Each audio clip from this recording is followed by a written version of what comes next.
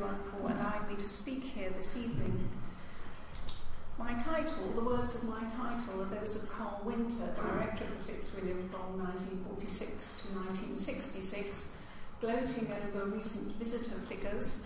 The museum had held an exhibition of college plate as part of the Festival of Britain in 1951, and more than 20,000 people had visited in just 3 weeks. So this shows that some directorial priorities have changed very little over the last 60 or even probably 200 years. For Carl Winter, who is the 7th of the Fitzwilliam's 13 directors to date, I have a great deal of fellow feeling and sympathy. What is the best way of reading up quickly the history of the Fitzwilliam Museum, he was asked by Nicholas Pevsner in 1956. I do not know any quick way of reading up the history of the Fitzwilliam, was his reply. I am, as it happens, delving into this in morbid detail at the moment for the introduction to a book about the museum which I am foolishly engaged to write. Winter's colourfully expressed struggles with his book, which would fondly be known by his colleagues and successors as Carl's White Elephant, because of its large size, handsome white carved binding and spectacular failure to sell, should perhaps have been a salutary warning to me when I undertook to research and write the history of the Fitzwilliam as part of the celebration of the bicentenary of the museum's foundation in 2016. But my book won't be, however it turns out, it won't be a rehash of The Elephant, which was an elegant presentation of treasures from the collection. Of course, the collections are the Fitzwilliams, as any museum's raison d'etre, and a key part of our history. But I find actually more interesting the changing appearance of the galleries and the displays, developments in the use of the collections and the building, and the constantly renegotiated relationship between the museum and the University of Cambridge over the last 200 years.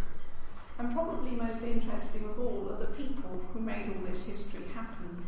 A whole series of frequently larger-than-life and often vociferous individuals, from syndics to directors and assistant staff. Obviously tonight I can't be comprehensive, and what I'm offering you may not even seem to you to be the most important aspects of the Fitzwilliams' history. My aim is simply to provide a few glimpses of the sorts of sources that we have and the component parts of the history. I should have shown you Carl Winter there. First, some sort of basic history. The first and most crucial member of the museum's cast of characters was its founder, Richard VII Viscount Fitzwilliam of Merrion. The Fitzwilliams were an Anglo-Irish family with considerable estates in and around Dublin. Part of their wealth derived from the development, the 18th century development of Georgian Dublin. Fitzwilliam and Merrion squares were built on their land, and their estates on the south side of Dublin Bay ran from Mount Merrion down to the sea. But the family fortunes were substantially boosted by the marriage of the founder's father, the 6th Viscount, to the eldest daughter of Sir Matthew Decker, who I think should be the little girl at the right-hand end of the row. Sir Matthew Decker was a wealthy Dutch businessman and financier, at one time chairman of the Dutch East India Company. The young Richard Fitzwilliam was born in what had been Sir Matthew's house in Richmond in 1745, and he was sent to study at Trinity Hall, Cambridge, from 1762 to 64.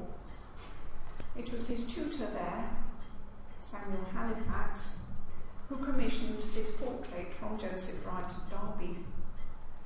Fitzwilliam succeeded to his father's titles on the latter's death in 1776, and he spent the rest of his life in London and on the continent in the gentlemanly pursuit of his musical and other artistic interests. These included sponsoring and arranging many of the late 18th century concerts of ancient music held at such fashionable London venues as Westminster Abbey. Adding to Sir Matthew Decker's collections of mainly Dutch and Flemish paintings, and developing his own extensive collections of music, paintings, engravings, manuscripts, and early printed books. He also served as an MP for his cousins, the Earl of Pembroke's fairly rotten borough of Wilton, from 1790 to 1806, but he never voted and showed no obvious interest in politics. He never married, but he did enjoy a passionate affair with a young French dancer at the Paris Opera, Mademoiselle Zachary Bernard, who bore him 3 children between 1784 and 1790. The course of their relationship is charted in 299 surviving letters from Zachary to Fitzwilliam. This is the first of them, and he preserved these letters, all 299 of them, to the end of his life. Many of the letters include affectionate references to the 2 little boys, known to their parents as Fitz and Billy. The 3rd child, a girl, probably died in infancy. And their romantic story is worth developing on its own. Its conclusion is unknown, and there are several possible reasons for the abrupt end of the correspondence. But their relationship was certainly clouded and possibly doomed by the French Revolution, on which their disparate social backgrounds naturally led to them taking rather different views, and which eventually made travel between England and France pretty much impossible. At any event, in the 1790s, Lord Fitzwilliam turned his back on Paris. Ireland too was increasingly unsettled and unsafe, and he seems to have spent most of his time in London and in his library in Richmond. This is actually our library, the Founders Library at the Fitzwilliam Museum, probably about 30 years ago, but all the books that you see there are from Fitzwilliam's collection. Fitzwilliam spent his time sorting out his many thousands of prints into some 198 folios, writing a number of deeply reactionary pamphlets extolling the virtues of the Catholic Church and the French monarchy, and continuing to build up his collections. He died in London on the 4th of February 1816. As he left no legitimate heirs, his titles went in turn to his 2 younger brothers, neither of whom themselves had legitimate heirs, while his estates were left to his 2nd cousin, the Earl of Pembroke. He left generous bequests to his brothers, to one of his 2 illegitimate sons, Henry Bernard, who was by this time living in Richmond, to a number of friends, including the print dealer Samuel Woodburn, and to his personal servants. But it was to the University of Cambridge, for the increase of learning, that he left his collections, along with the then magnificent sum of £100,000 in South Sea stock to provide for a substantial repository in which to house them. Lord Fitzwilliam's decision to leave his collections to his old university can be seen as part of the wider contemporary movement to establish public art galleries in England. As a widely travelled connoisseur, he'd have seen at first hand how Britain was lagging behind continental Europe in this respect, and as a frequent visitor to Paris, he would have been well aware of the intention, even before the Revolution, to open the galleries of the Louvre to the public, which duly happened in 1793. As a collector, he observed and indeed benefited from the flood of high-quality paintings onto the market, the international art market, in the wake of the Revolution and also the campaigns of Napoleon. And though obviously he deplored the breakup of collections and was a supporter of the private aristocratic collection, he may at the same time have had some sympathy towards the idea that there should be in England a public art collection too. Although the Ashmolean had of course been founded in 1683 in the British Museum in 1759, the first British art gallery, as opposed to museum or cabinet of curiosities, was that of Dulwich, which was founded by the bequest of Sir Francis Bourgeois in 1811 and opened in 1814, 10 years before the National Gallery, and just before Fitzwilliam made his will. So one wonders if Dulwich might have been his inspiration. Over the last 200 years, the Fitzwilliam's founding collection has of course grown enormously. The museum today displays some of the choicest and most significant collections in the UK outside London, no longer just of paintings, drawings and prints, but also ceramics and sculpture from Europe and Asia, silver, glass, textiles, arms and armour and furniture, coins and medals, manuscripts, literary autographs, and of course Greek, Roman and Egyptian antiquities. We also mount special exhibitions. Our most ambitious ever is opening next week, Silent Partners, and we pursue energetic programmes of research, outreach and education. To many people, though, the Fitzwilliam's building is the most memorable and crucial part of its identity. In 1816, the University of Cambridge had for some time been feeling that the lack of a gallery in which to display its various collections of minerals, fossils, plant specimens and other items, and a few not particularly distinguished paintings. Sir John Soane had been requested to draw up plans in 1791, but the project had gone no further. The financial element of Lord Fitzwilliam's bequest provided a powerful incentive to get on with it. In the course of the spring and summer of 1816, temporary accommodation was prepared for the Fitzwilliam collection in the building that probably housed the Perth School, then in Free School Lane. This is the building which is now the Whipple Museum of the History of Science. And the collection was on view there from October that year, 1816. Securing a site for the new permanent building proved much more difficult, but eventually land facing onto Trumpington Street was bought from the College of Peterhouse, and the university authorities sat back to wait until the 30-odd leases for the public houses, private homes, stables, bakers and other small shops that covered the area had expired. In 1834, the Perth School got a bit restive and politely asked for its building back, and enough of the Trumpington Street site was clear for building to start. In 1835, an architectural competition was held which attracted 36 entries from 27 distinguished architects and was won by George Bersabe, a pupil of Sir John Soane. On the 2nd of November 1837, the foundation stone was laid, with an inscribed bronze tablet beneath it commemorating the founder's generosity, in a grand ceremony attended by all the dignitaries of Cambridge and their wives, and finally the work got underway. As David Watkin has pointed out, Bersabe's design probably won the day through its monumental grandeur rather than because anyone thought it was a particularly suitable building for the collections it was designed to house. And many exciting alternatives were offered. Some highly impractical Gothic extravaganzas suggested by Thomas Rickman and Richard Charles Hussey. One of my favourites is this rather quietly elegant design drawn up by Ambrose Poynter, rather reminiscent of various European galleries. Bersabe's impressive classical building, seen here in a print of about 1850, with its entrance via the columned portico set high above the street, accessed by a monumental staircase, was always meant to be imposing. Without the plinth, as the notes with which his competition drawings are copiously adorned make explicit, Bersabe felt that the narrowness of the site and of Trumpington Street would make it impossible for anyone to see and admire the building from a distance. This desire to impress, though, externally did produce a building with major functional drawbacks.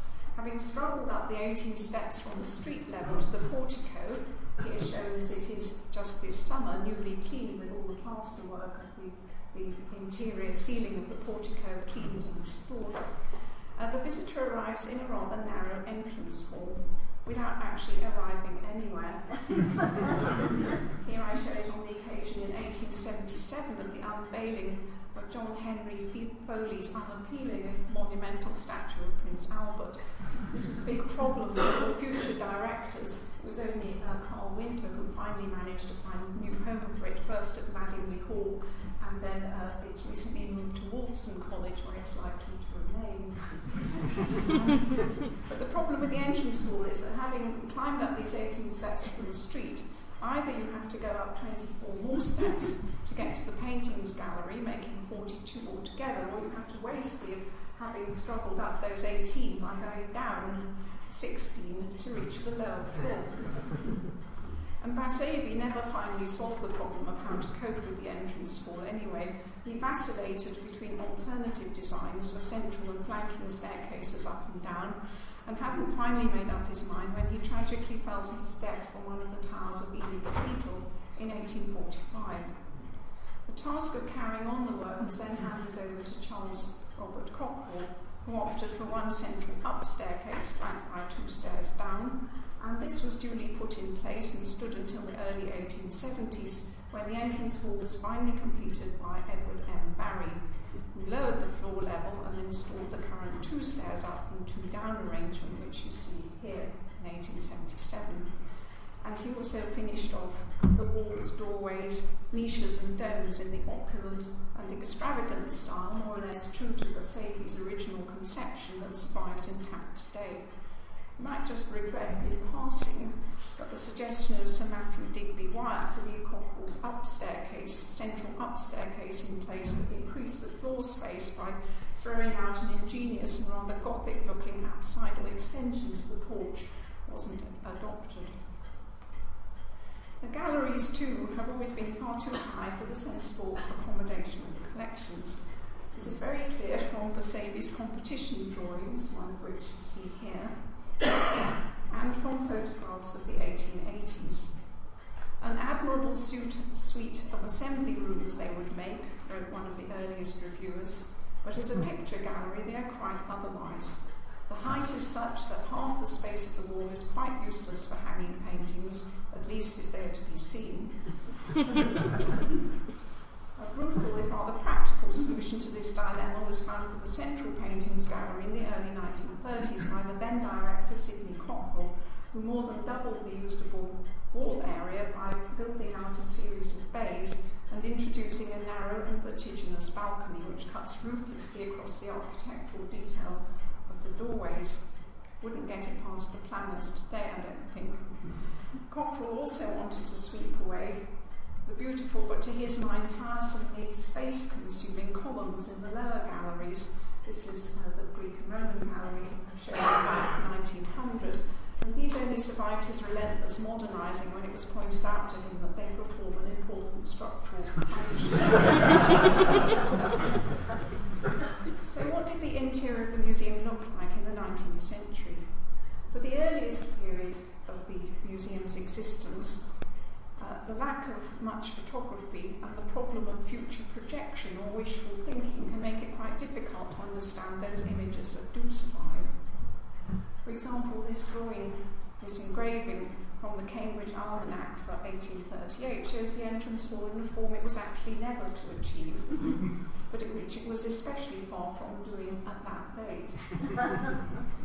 The few photographic images that do exist from the 19th century are therefore absolutely invaluable, especially when they can be dated. This wonderful view, to my mind, all the better for the effect of being slightly lost in the mists of time, shows the large picture gallery decked out for a luncheon given on the 11th of June 1892 by the Vice-Chancellor in honour of the Chancellor, the Duke of Devonshire. Note particularly the way the heating apparatus is kind of brilliantly concealed behind this big of greenery. Luckily it was summer, we might say. And all along the tables there, a beautiful series of potted palms and moss.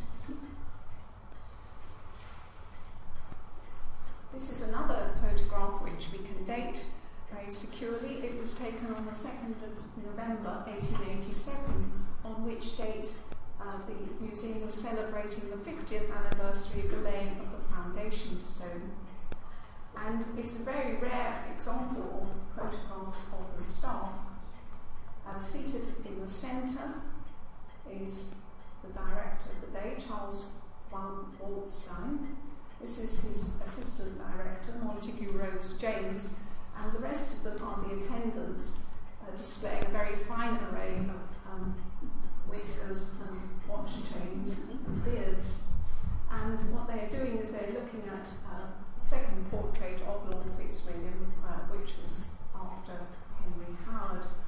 And the principal assistant, who I think must be this gentleman here, who has a central position, Henry Auburn Chapman, recorded in his diary, which was usually a rather dry record of parcels received and keys found and that sort of thing. On that day, they were all photographed in the morning, and they closed the museum and all went to Whittlesford for lunch at the house of the director, Charles Waldstein. So that was how they celebrated their 50 years. It also gives a lovely impression of how the gallery was hung at this point. Since 1848, when it opened to the public, the museum has crept gradually southwards along Trumpington Street through successive additions to the building. The most ambitious, effective and stylish of these were Sydney Cockerell's Marley and Courtauld extensions. This is the Marley upper and lower Marley galleries, which formed a link with what was originally supposed to be a huge quadrangle, of which only the northern range was ever able to be built.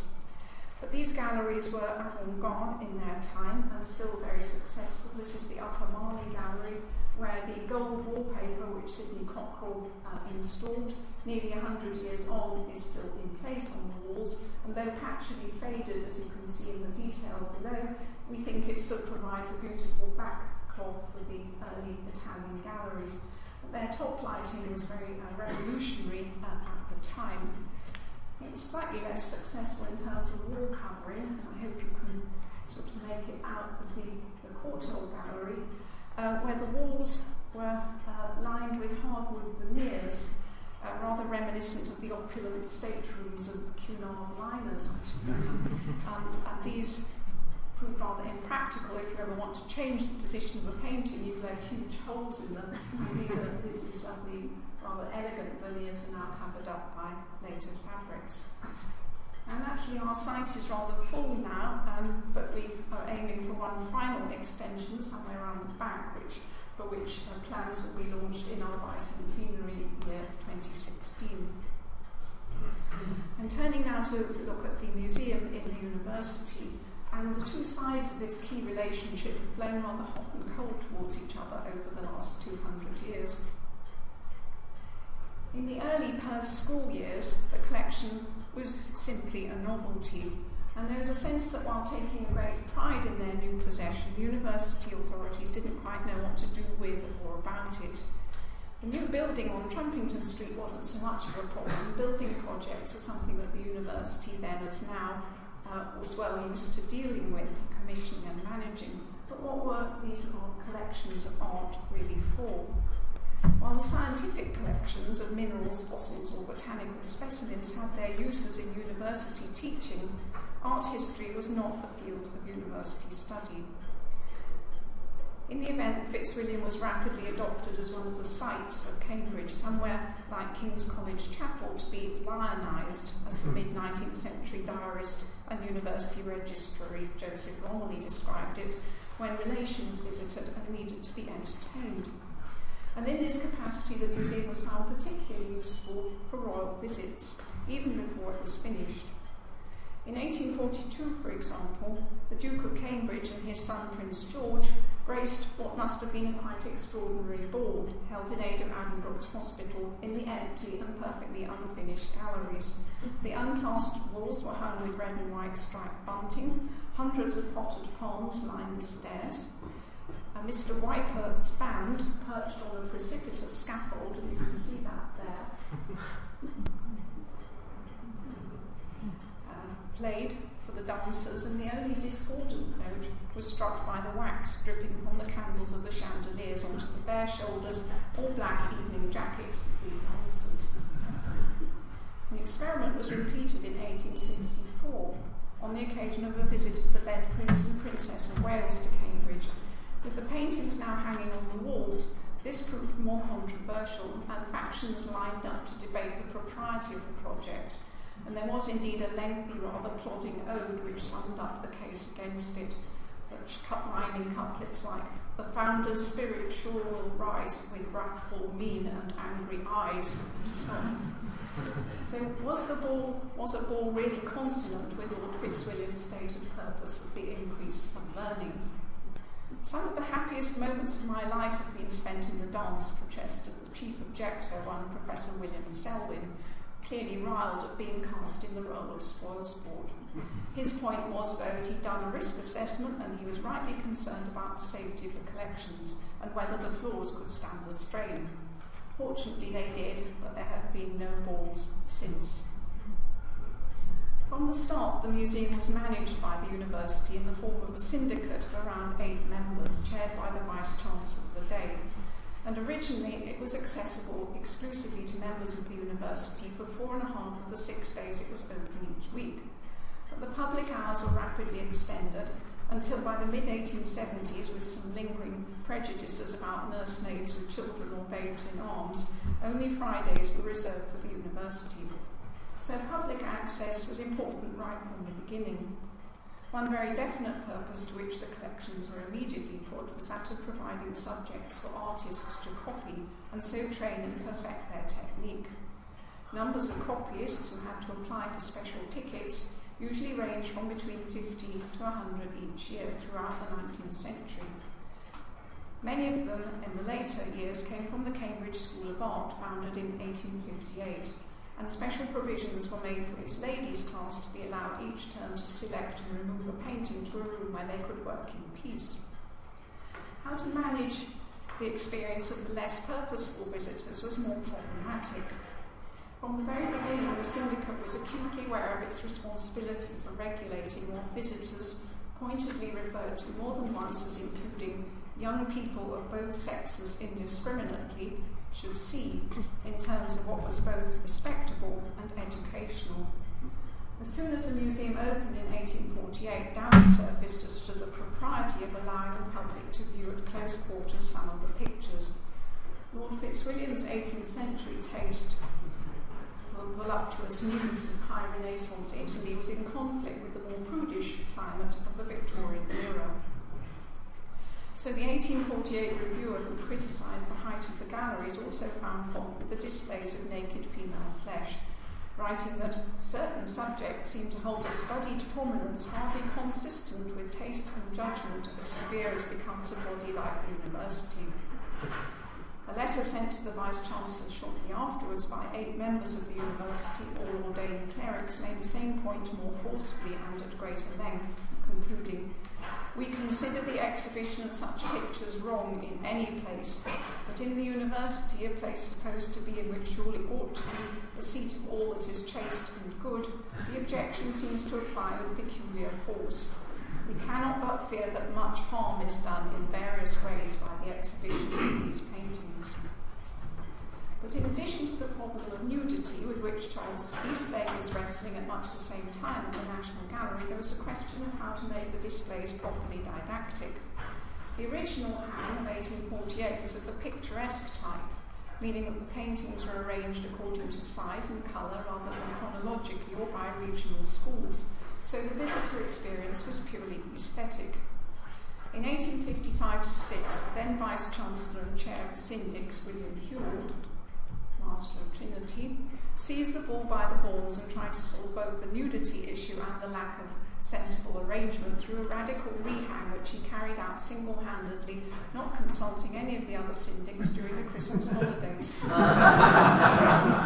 This was a coup to which the other syndics, when they came back in January, reacted by resigning en masse. And being Cambridge, a furious debate then raged in the Senate and through a series of fly sheets issued by each side, but Whewell held his ground. As he rather tetchily pointed out, if I had waited to consult the syndicate, the result would probably have been the appointment of a committee to hang the pictures, and probably much time would have been spent in previous discussions of the principles on which the arrangement should proceed. Whewell's new arrangement, which involved citing the Venuses a bit less prominently and attempting to sort the paintings out so far as possible by school, or by known and evident principles, as he put it, was eventually accepted. Many of his arguments and justifications were a clever and rather modern-seeming articulation of the perennial predicament of the University Museum, which should set high store on scholarship and provide a visible exposition of scientific advances in the understanding of its collections, and yet at the same time make appropriate provision for its various users, whether they were from within or outside the university. And his realistic protest that "I regard this and every rearrangement of the gallery as an experiment" would also strike a chord with most curators today. But even though he thought it was a priority to display the collections in a way that reflected current and informed academic opinion, Whewell stopped short of recognising any role for their study within the university. This attitude changed with the establishment of the post of director of the Fitzwilliam in 1876, the result of successful lobbying within the university by the syndics. They've made a case for this before in 1853, only to have it rejected out of hand. In 1856, they rather cleverly managed to shift the focus of debate from whether or not there should be a director onto how he should be appointed and how much he should be paid. They also rather cleverly, I think, proposed a board of electors, of whom half would come from the British Museum, the National Gallery and the South Kensington Museum, and this predictably enraged the Cambridge academics, one of whom opined that the preponderance of vote should certainly be given to those who might be less warped by special professional feelings, such as it must exist in all limited studies, adding darkly that in the artistic world there are kinds of esprit de corps which might interfere with an election. More positively and helpfully, it was also pointed out that the object of the university should be to make the museum an integral part of its educational work and not merely a magnificent toy. The director chosen must be a helpful man ready to work into the whole system of the university. During the tenure of the first appointees, all graduates, though perhaps surprisingly not all Cambridge men, the museum certainly does give the impression of entering more fully into the life of the university. Besides introducing a much-needed professional note into the running of the museum, the directors promoted daily communication with the colleges in which they largely lived, and they could represent the museum in Senate debates. But above all, they were energetic in developing the use of the collections for teaching. This practice had really started with the establishment of the Slade Professorship of Art in 1869, and it gathered momentum from the energy of the second holder of that chair in Cambridge, Sydney Colvin, who immediately grasped the opportunity to base his lectures around the museum's collections. In 1876, he was appointed the first director of the Fitzwilliam. I just have to note in passing that in the museum today, we chiefly remember him as the excitable and rather self-important victim of a dramatic Conan Doyle type crime involving the disappearance of 124 Old Master engravings entrusted by the porter of his London club, the SAL, to the driver of a rogue hansom cab one night in May 1878, along with a black leather bag containing a black frock coat and vest, cashmere dressing gown, slippers and a checkbook. There's a great suspicion that this was a put-up job. The cab driver and an accomplice were apprehended, but steadfastly refused to say what they'd done with the prints, which were never recovered. Colvin himself incurred a huge personal debt by paying back the dealer from whom he'd taken the prints on approval, a Mr. Fisher of Great Russell Street, on whose part in the affair some suspicion lingers. However, though Colvin was certainly an avid print collector and organiser, one of the principal focuses of his museum activity was the enormous expansion of the Fitzwilliam's already not inconsiderable collection of plaster casts of classical sculpture, which at this time were displayed along with the other antiquities. This is a view of our main, now Greek and Roman gallery in the 1870s or early 80s. In the cast collecting project, Colvin was encouraged by the introduction of classical art and archaeology as a subject of the Cambridge Classical Tripos in 1879, and he found a very willing ally in Charles Wartime, the first reader in classical archaeology at Cambridge, who would succeed Colvin as director of the Fitzwilliam in 1884. Rather predictably, there came a point where there simply wasn't room in the Fitzwilliam for all the casts that this pair thought essential. And in 1884, a subsidiary branch museum was opened in an old maltings building between Peterhouse and Mill Lane. Still under the overall management of the Fitzwilliam Syndicate, the new cast gallery was hailed as a laboratory of art, a place for teaching and learning, and it served to embed still further the Fitzwilliam within the mainstream of the university. Enthusiasm for expanding and teaching through the archaeological collections, including support for the various British excavation campaigns taking place in Greece, Cyprus and Egypt from the 1880s onwards, was shared by the two directors who followed Colvin and Waldstein. John Henry Middleton, who went later to the V&A, the South Kensington Museum, and Montague Rhodes James. The last of these is, of course, better known for his pioneering scholarship of manuscripts, especially Apocrypha, and more widely famous for his incomparable ghost stories. But he too took a keen interest in the archaeological parts of the museum. It's worth noting that actually several of his best ghost stories do have an archaeological focus. And indeed, in his youth, he would participated in a season of excavations in Cyprus, where he was put to work deciphering inscriptions, and wrote cheerfully home to his parents, "If you spit at them and whack them and so on, it's wonderful what a lot comes out." M.R. Jane's successor as director, Sydney Cockerell, was in many ways the most remarkable and successful of all our directors, besides the longest serving, from 1908 to 1937. But he enjoyed a much more equivocal relationship with the university than his four predecessors. The authorities had to admire his terrier-like talents for raising money and expanding the collections. He acquired a reputation for haunting the deathbeds of the wealthy, brandishing promissory notes for them to sign. One unexpected survivor of this experience was later heard recounting to a friend, "Then Sydney Cockerell appeared by my side. I had not known I was so ill."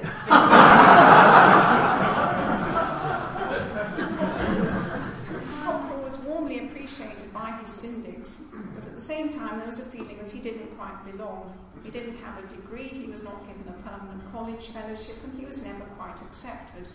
And in addition, he was supremely uninterested in archaeology.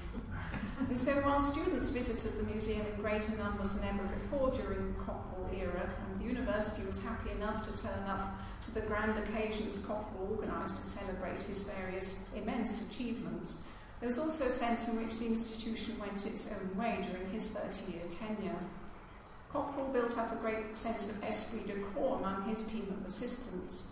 He encouraged them to learn about the collections, he fretted over them when they enlisted in the army, he sent letters to the front inquiring, perhaps unrealistically, whether they managed to visit particular churches in the neighbourhood of Arras and other battlefield areas. He mourned one who was sadly killed in action, and he visited another who was invalid at home. And when he retired in 1937, Cockerell refused any gift for himself, but asked instead for contributions to a fund bearing his name that still enables the non-curatorial staff to take turns to travel abroad. But if the university didn't fully accept Cockerell and his vision of the museum as integral to their purpose, then as now its members have never been slow to voice their opinions or criticisms of how the Fitzwilliam was conducting itself. In 1911, for example, there was a heated debate in the Senate on Cockerell's proposal to open the museum on Sunday afternoons. The modernisers suggested that perhaps visiting the museum would be less reprehensible than playing bridge on wet Sunday afternoons, as some students were reputed to do at present. A Jewish member of the Senate helpfully wondered whether he and his co-religionists could act as Sunday volunteers at the museum. And the museum's future benefactor and syndic, Dr. Glacier, received considerable support for his claim that the opponents of Sunday opening simply wished to make Sunday a dull and disagreeable day. But the opponents of the measure focused narrowly on the moral issue. There was a lot of scornful bandying about of the apparently newly coined expression weekend. One motive, thundered one of them, seems to be providing occupation for weekend visitors. Some people seem to think that however bad weekending generally is in Cambridge, it is good because it keeps the university in touch with London. A good deal might be said for this view if the university set before the visitors a standard of plain living and high thinking, but when they are purveyed for by dinners, boating on the river and sightseeing in museums, instead of London being raised, it is Cambridge which is lowered. And the distinguished archaeologist and syndic Professor Ridgway maintained that Sunday opening museums was the thin end of the wedge. If they admitted that principle, he did not see how they could object to undergraduates going on the river on Sunday with gramophones, playing golf on Sundays, and so on. In the end, the motion for Sunday opening was very narrowly carried by just 3 votes, 99 voting for it and 96 against. These large numbers do make one wonder if Cambridge academics had rather a lot of time on their hands. In the end, though, any institution is only fully defined and brought to life by its staff. We know all too little about the attendants who manned the galleries, received the visitors, scrubbed the floors, stoked the boilers, and doubtless humoured the director and the syndics. They feature rarely and briefly in the official record. And this, after the 1887 picture, is a very rare photograph of one of them, Leonard Holder, principal assistant, taken in 1937 in the print room, which had just opened. But in a remarkable series of letters that survives from the Second World War, they do for once emerge from the shadows to take centre stage. In 1939, a large proportion of the Fitzwilliams collections were evacuated. A few of the most valuable paintings were generously stored by the National Gallery, eventually ending up in their underground shelter in Snowdonia. Some of the Fitzwilliams' other treasures, including armour, prints and portrait miniatures, were taken to the damp vaults of Barclays Bank in Helston, southwest Cornwall. Porcelain was removed to an even damper chalk cave in the neighbourhood of Royston. But most of the pictures and some antiquities were taken to Gredington, a country house on the Welsh borders near Whitchurch, then in Flintshire. Gredington was the home of the Kenyon family. Lord Kenyon was an undergraduate at Cambridge when the war broke out and a protégé of the director of the day, Louis Clark. Lord Kenyon went on to play a major role in arts administration after the war. During the war, Gredington was largely run by his energetic mother, Gladys, with a W. And because of the difficulty of getting a night watchman, the Fitzwilliam staff had to take turns to go and stay there on what they came to call the SAL front for 3 weeks at a time. This was not a popular assignment, but they had to accept it, and at least till their leader, Leonard Holder, was himself called up, they wrote faithfully back to him every week to report on the safety of the collections and their experiences of a way of life in a part of the country that made Cambridge seem very cosmopolitan. Delightful company and real genuine sons of the soil was how one rather self-consciously described his trip to the village pub. While another claimed with heavy irony one August evening that having enjoyed a stroll round the town, by which he meant the local village of Hanmer, after so much excitement, I'm not in a fit condition to write more. Most poignantly, though, one who was in 1944 to die as a prisoner of war in one of the infamous prison ships off Java, confessed that before Gredington he'd never understood why people made such a fuss about the dawn chorus, but now he did. The most forceful and frequently charismatic figures in the Fitzwilliams' history, though, have at all times been its syndics and directors, and the relationship between these is, of course, one that's always had to be managed with some care. The syndics champion the museum in the university and beyond, besides providing a useful barrier behind which directors may shelter. Of all the emotions which stir my syndics, the most constant is their reluctance to have the objects for which they are responsible sent out of the museum without their authorisation, wrote Carl Winter. He is again in 1948, smoothly turning down a rather urgent request for a loan from the V&A, where he I can never forecast my syndic's decisions, he wrote urbanely to the artist Edmund Capp in 1956, a statement most unlikely to have been true, as by then he was the consummate master of the art all museum directors eventually recognise as the secret of good syndicate or trustee management, which is to let the syndics think they are making the decisions while being careful to leave them with just one viable option to choose. Winter's correspondence is much better preserved to us than that of his predecessors because he introduced a typewriter and the use of carbon copies to the Fitzwilliam after the war.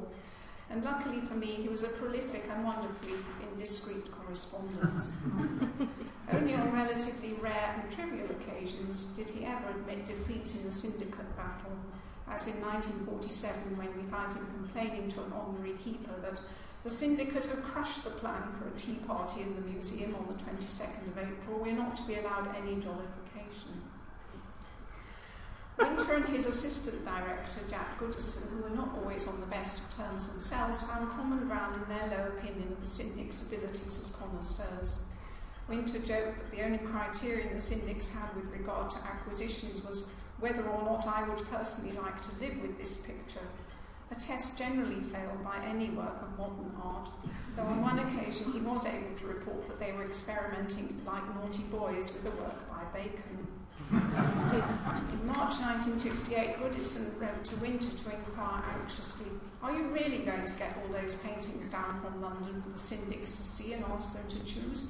It really scares me to leave the selection to them, as they have so little means of discriminating on sensible grounds, so they may get to think they have, with the danger of wanting to force things on us. Is it not better to show them something you have decided you want and ask them for their endorsement?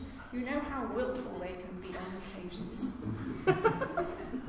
Winter was also irritated by the poor attendance record of some of his syndics at the regular syndicate meetings, though it has to be said that the excuses were occasionally spectacular, my personal favourite being one offered by Lord Rothschild in April 1948. "I am extremely sorry to say that I shall be unable to attend the meeting of the syndics on the 22nd of April. It is at this time of year that sea urchins breed, and I therefore spend a month at a marine biological station off the coast of Scotland, from which it is very difficult to get back." So I feel this is a useful tip when you're invited to a meeting that you don't really want. So I hope you gather the sources for the history of the museum are rich and varied, and it would indeed be possible to devote an entire book to the sayings of Carl Winter. "Mr. Winter has the gift of sharp phrases," wrote a Guardian journalist very truly shortly before his premature death in 1966. But I end instead with a magnificent compliment which was paid to Winter's predecessor and an equally colourful character, Louis Clark, who successfully guided the museum through the Second World War and for various reasons is my personal favourite among our past directors. "When I came to the Fitzwilliam the other day," wrote a visitor in September 1941, "I felt it was one of the few civilised places left in England." And I think remaining worthy of this assessment should be one of our key aspirations as we move into our third century in 2016. Thank you.